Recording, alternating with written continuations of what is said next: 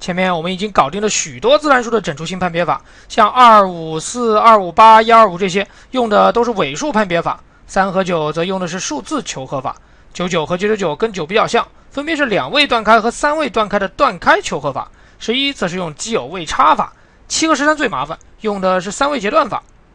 有了这5大方法，貌似我们在整除性的判断上已经很强大了。其实不然，我马上问一个很简单的问题，估计就有不少人犯迷糊。你知道怎么判断6的整除性吗？搜索一下这5大方法，好像确实没有6哎，这咋整呢？其实6的判断方法咱已经学过了，只是你没有意识到而已。所谓6，不就是2乘3嘛？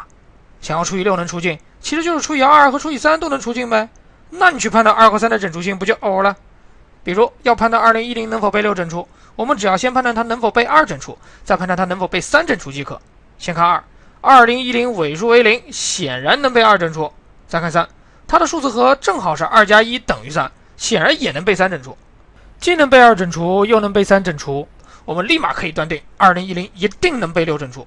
不信咱列数式除一下，2010除以6商3，3 6 18，减一减得2，21除以6还得商3，3 6 18，减一减得3，30除以6正好是5，5 6 30，余数为0。你看确实整除了吧？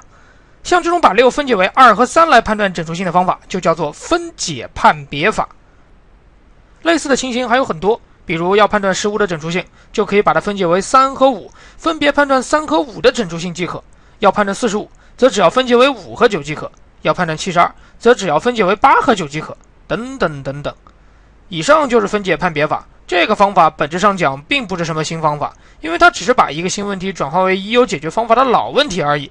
这种化新为旧、化未知为已知的思想方法有一个酷酷的名字，叫化归。化归思想非常强大，在今后的学习中，大伙儿会越来越多的体会到它的威力。好了，关于分解判别就讲这么多，大伙儿赶紧动手试试吧。